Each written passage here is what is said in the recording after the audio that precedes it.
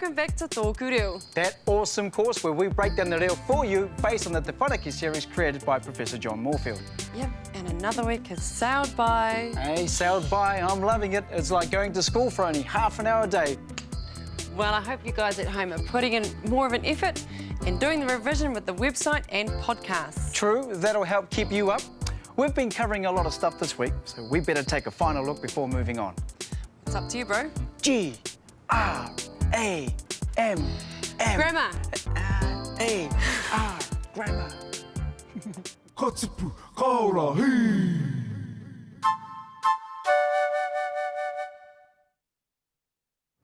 Who's your nana?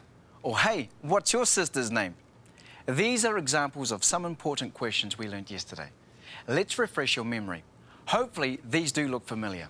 We haven't quite learned all of the kinship terms yet, so just concentrate on these ones for now. Take a look. Ko wai tō māma. Who is your mother?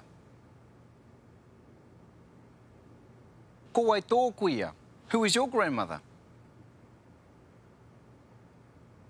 Ko wai tō tuakana. Who is your older brother?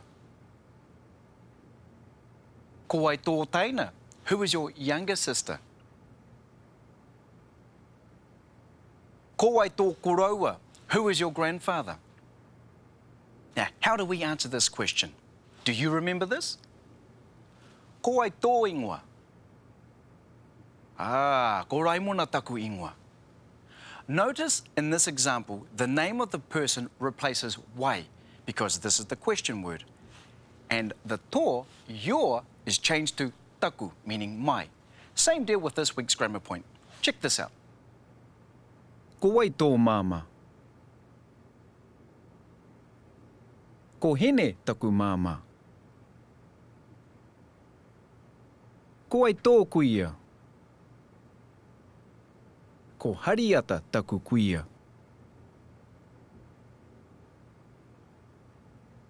Ko wai tō tuakana.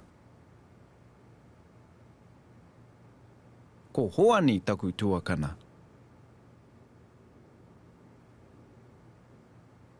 Ko wai tō taina. Ko pania taku taina.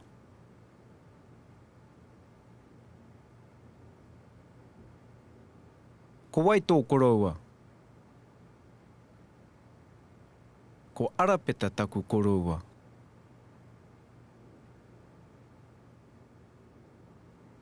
Okay, let's see some of these examples put into action. Watch this and listen out for the familiar terms. What's your name? Kia ora. I hope you've got room for pudding. Yum. Right, yeah. So, Raimona, you were saying you were part Ngāti Whakauē? Yeah, on my nan's side. Oh, koe tō kuia? Ko hariata. She's my nan on my dad's side. Hey Mahina, do you have any brothers or sisters? I've got one older sister. Oh, true. Ko wai tō tuakana? Wouldn't you like to know?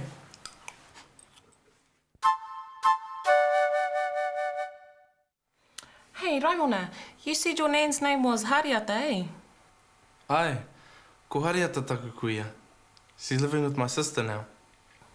Choice. Yeah, Mahina, you didn't even tell us. Ko ai tō tuakana? Ko hera taku tuakana. She's over in Oz now. True. Everyone's moving over there now, eh? Yeah. My older sister's over there too. Ko ai tō tuakana? Ko makarita taku tuakana.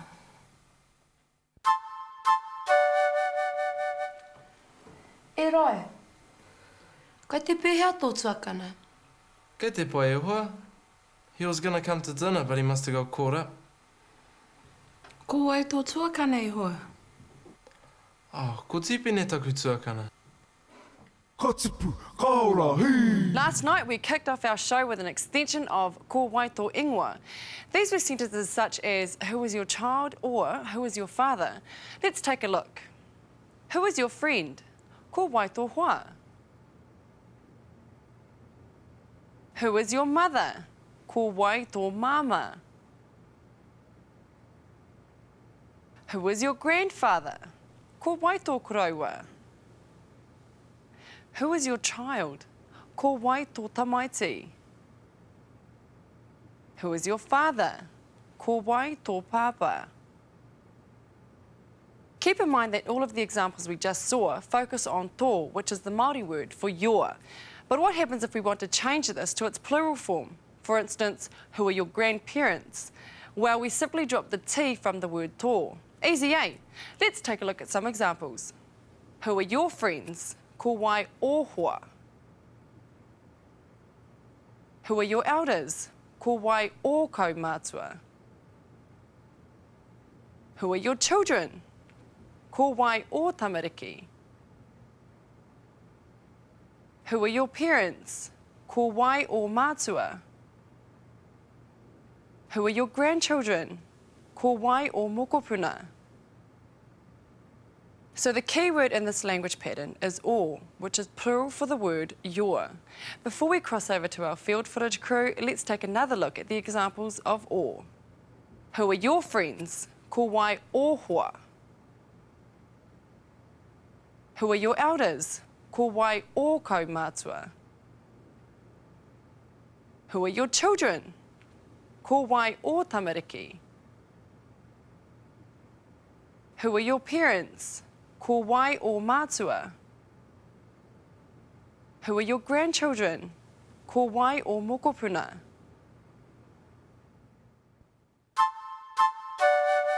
You got any tamariki, bro? Yep, I've got a son.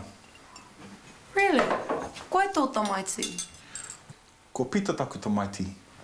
He just started primary school. What about you? Any tamariki? Kyle, not just yet. I gotta find me a tāne first. Yeah, that'll be a good start, eh? My best friend has 2 tamariki, so I got a fair idea of what I'll be in for. True. Ko ai tō hoa? Ko a mēria taku hoa.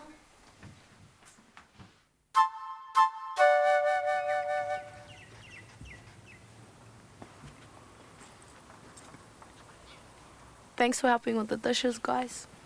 Nah, it's all good. It's the least we could do for the main feed. Hey bro, ko ai o mātua? Ko Pita taku pāpā, ko Hana taku māma.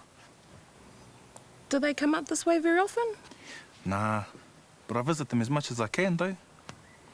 What about you? Ko ai o mātua? Ko tāmati taku matua, and ko anahira taku whaia.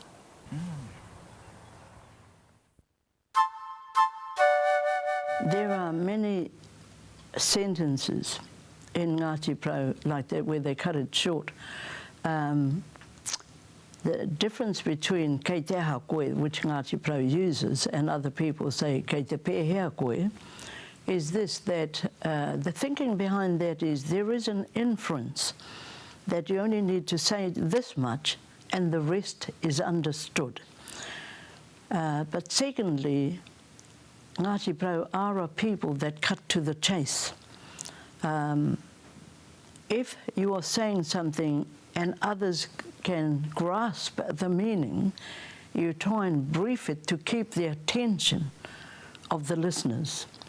And people get easily bored if you're going to say the same old tauparapara over again, or the same old speech, and they know where you're going to go to, and so forth. People like to be kept fresh and on a journey of surprise, I guess.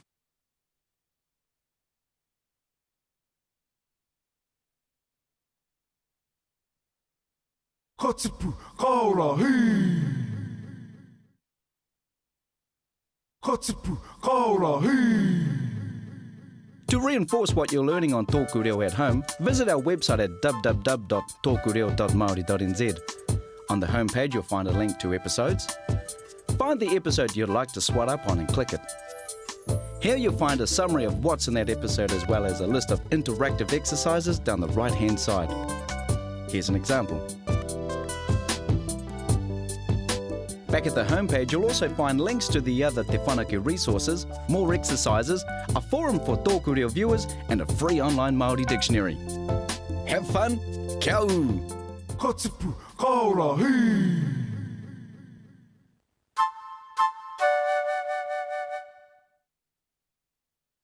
Nau mai hoki mai ki tōku reo. Hope you've been practicing your kupu hau at home, e huama, because today we're going to recap the words that were covered yesterday. And your job is to try and remember what the translations are before I actually give them.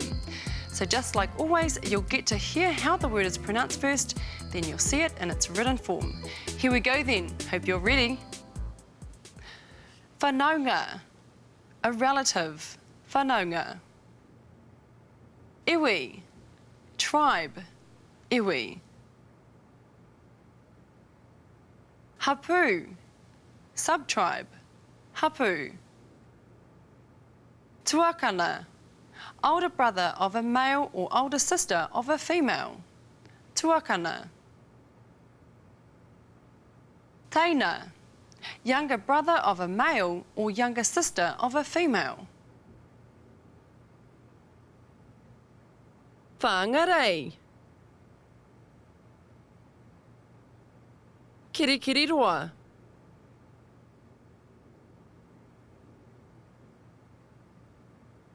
Tāmaki makaurau.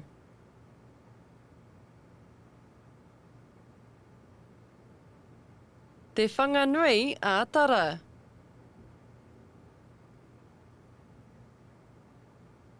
Tau marunui. The last 5 words were Māori place names that don't have English translations. So the main thing we want to concentrate on with the place names is the correct pronunciation. Now whānau will go over the same kupu, but this time you'll get to see some images relating to those kupu. And I want you to try and guess the word before I say it. Whanaunga, a relative. Whanaunga.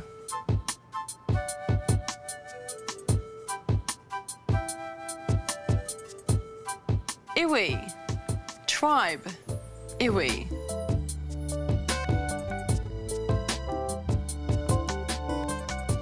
Hapu, sub-tribe. Hapu.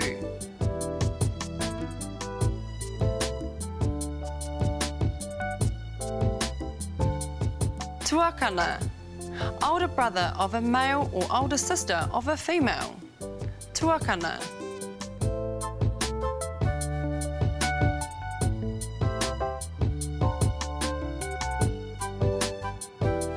Teina, younger brother of a male or younger sister of a female.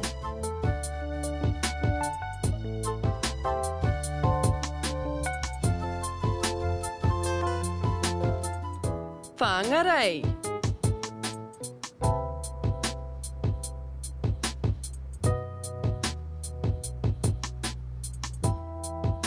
Kirikiriroa.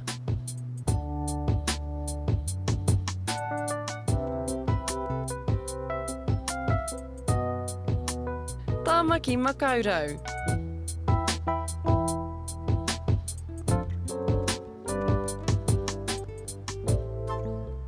Te whanganui a tara.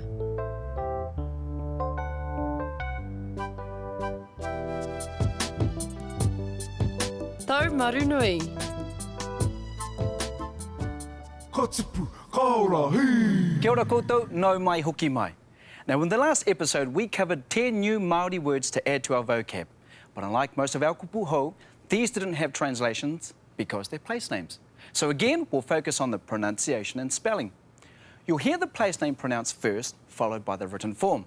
So, in at number 10, manukau. Te kauwhata. Kaitaia. Te rapa. Puke kohe.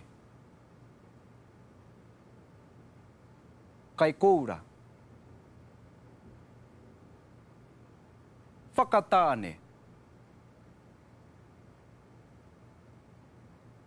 Ruatoki.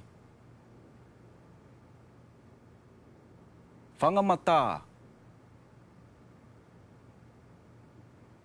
Te awamutu.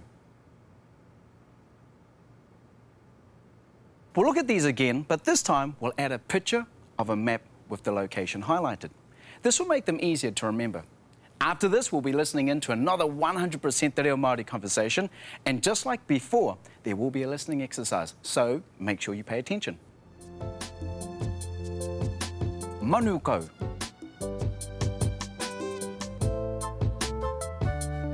Te kauwhata.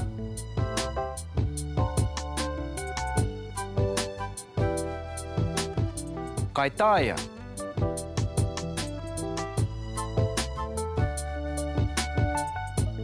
Te rapa.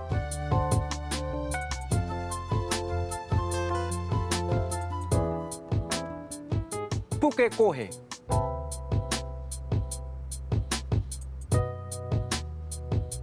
Kai koura.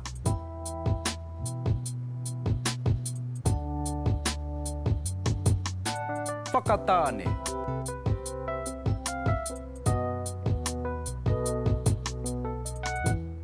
Ruatoki.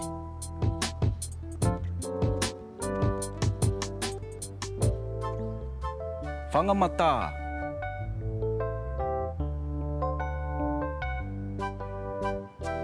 Te awamutu.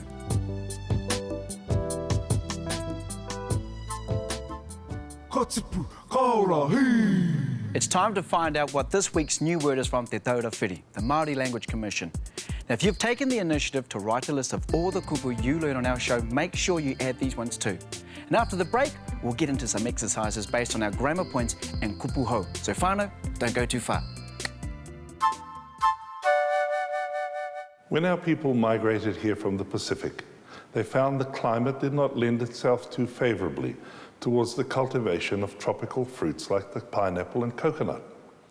The banana was one such fruit that failed such endeavours. The word, therefore, also left the Māori tongue. The arrival of Pākehā brought about trade with other Pacific islands and also heralded the return of the banana to these shores. So in lieu of a traditional word for this fruit, we have decided instead to borrow one from our Pacific neighbours. So the new word today for banana is maika, taken from the Hawaiians. Maika, banana, no longer banana.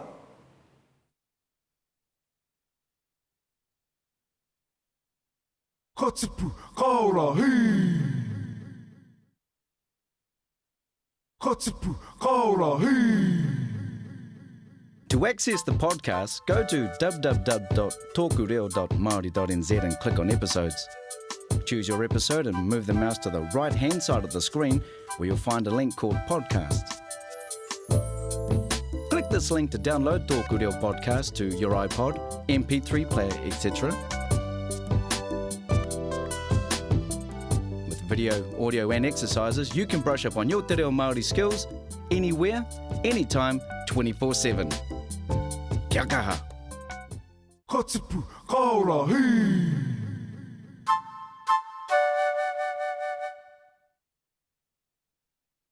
Choice one e huama, it's that time again. Time to listen to a fluent conversation in Te Reo Māori using these words.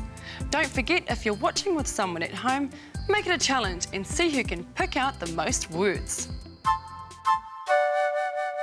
Whenurai, roto aku mahi e tai atona ki ngā pito katoa te motu. Hei tauira, tahi o aku haerenga, ka wehe atu konei tāmaki makaurau nei, ka haere mā kirikiri roa. Tai no ki te whanganui ātara. Haere atu konei te mane, no te wena teira no, tai no ka tai ki te whanganui ātara, i te hoke ngāke, ka hoke ake mā taumaru nui, he tolotoro inga whanaunga i reira. Tai no ki whangalei, nā tai rau atu ki whangalei, tai no ka tutu ki te kaupama. I rote e rā haerenga, e tahi tai ma ka mauri hoke hau aku tamura ki taku taha. E hakaku haere i a rātu, ki ngā kōrero e pāna ki tēnā rohe, mea nui hoki te rā kia hau mō te mōhio ranga o aku tamura ki tō rātu taha Māori. Haka mārama haere kia rātu, ko ai mai nei whanaunga, te iwi o konei, te hapu o konei, ko wai te tuakana, ko wai te teina, e rātu kōrero. He akoranga katoa, I roto I rā haerenga mō ngā tamuri. Katipu, kaora, hei! All right, so this time you get to check out and compare with us to see how many words you actually heard. Moinurai, rote aku mahi e tai atana ki ngā pito katoa te motu. Hei tauira, tahi o aku haerenga, ka wehe atu konei tāmaki makaurau nei, ka haere mā kirikiri roa, tai no ki te whanganui ātara, haere atu konei te mane, no te wena teira anō, tai no ka tai ki te whanganui ātara, i te hoke ngāke, ka hoke ake mā taumaru nui, he tolotoro inga whanaunga i leila, tai no ki whangalei, nā tai rau atu ki whangalei, tai no ka tutu ki te kaponga. I rote e rā haerenga, e tahi tai maka Māori hoki hau aku tamura ki taku taha. E hakāko haere i a rātu, ki ngā kōrero e pāna ki tēnā rohe, mea nui hoki tērā kia hau mō te mōhio ranga o aku tamura ki tō rātu taha Māori. Haka mālama haere kia rātu, ko ai mai nei whanaunga, te iwi o konei, te hapu o konei, ko wai te tuakana, ko wai te teina, e rātu kōrero. He akoranga katoa, i roto i a haerenga mō ngā tamura. Ka tipu, ka ora, hei! Let's move straight into a listening exercise for tonight's revision episode, 100% Te Reo Māori styles. All you have to do is listen out for the grammar points that we've been covering. Don't worry too much about the rest of the conversation. That will become clearer as your fluency improves. Just focus on what you've learnt tonight, and it's easy as that. All right, here we go. See if you can pick out the terms. Timata koe, pātai mai me, pātai mai koe kia au. Ko wei o kaumātua. Ako kaumātua, he maha o ko kaumātua o te pānau apanui. E maha. Maha. E maha rāna o kia te piho paparao ne. Maha rāna kia taupe. Ai, nā. Ki nā koina e tahi o ngā kraua, taupe brown. Ai. Kia kahu pūha. Ai, ko rongo au I tēnā. Ana kia moana waititi. Koina ngā kaumātua o te whānau apanui. Ai. E whā aku tamariki. E whā ua tamariki. I ko tahi te kōtiro, e toru ngā tama. Ai. E he ua mokopuna. E whitu ako mokopuna. E rua ngā mokopuna tuarua. Ai, ka mautu wehi. Ka mautu wehi mo tōna. And now we'll play it again. This time, when one of our responses are used, you'll see the screen flashed. Listen carefully. Ai, timata koe, pātai mai me, pātai mai koe kia au. Ko wei o kaumātua. Ako kaumātua, he maha o ko kaumātua o te pānau apanui.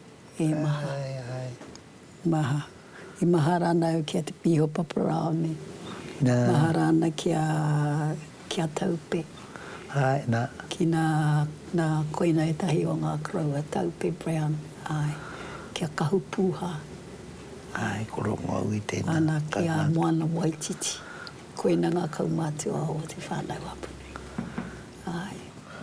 E whā aku tamariki. E whā ua tamariki. I ko tahi te kōtiro, e toru ngā tama. Ai. E he ua mokopuna.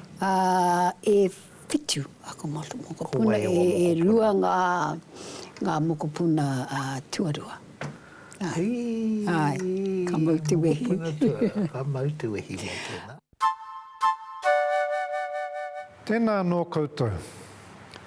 Listening to Māori waiata or songs can help you learn the language. Listening carefully to the words of the waiata to understand them and singing them to yourself can help improve your pronunciation, vocabulary and phrases. You may already know a song or two, even the national anthem in Māori. Have a look at the Te Whanake website via the TŌKU REO website and hear songs that have been composed for learners of Māori.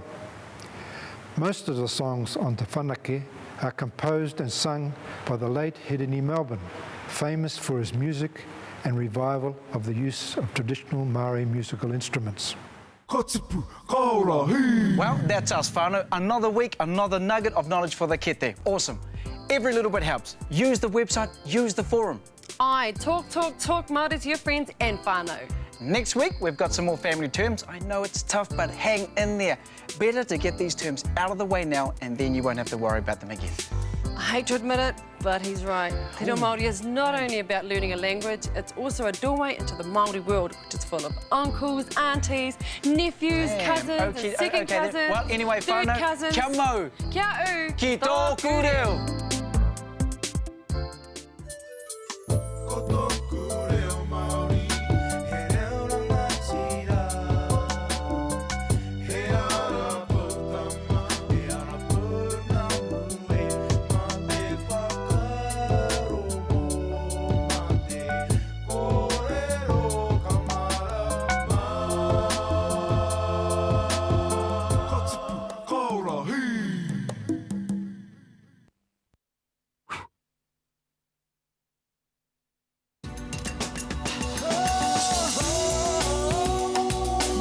He mea tau toko nā te māngai. Pāho.